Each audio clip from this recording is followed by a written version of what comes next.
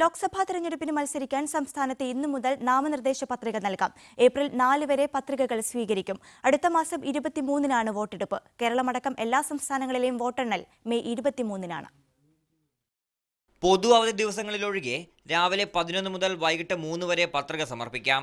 April 4-നാണ് പത്രിക സമർപ്പിക്കാനുള്ള അവസാന തീയതി. വരണാധികാരിയായ ജില്ലാ കളക്ടർക്കാണ് പത്രിക നൽകേണ്ടത്. ഒരു സ്ഥാനാർത്ഥിക്ക് പരമാവധി 4 സെറ്റ് നാമനിർദ്ദേശ പത്രിക സമർപ്പിക്കാം. പത്രികയ്ക്കൊപ്പം സ്ഥാനാർത്ഥിയുടെ പൂർണ്ണ വിവരങ്ങളടങ്ങിയ ഫോം 26 കൂടി സമർപ്പിക്കണം. സ്ഥാനാർത്ഥിയുടെ സ്ഥാവര ജംഗമ വസ്തുക്കളടക്കമുള്ള സ്വത്ത്, വായ്പാ വിവരങ്ങൾ, സർക്കാർ സ്ഥാപനങ്ങളുമായി ബന്ധപ്പെട്ടുള്ള കുടിശ്ശികയുടെ വിവരങ്ങൾ തുടങ്ങിയവ ഇതിൽ രേഖപ്പെടുത്തണം.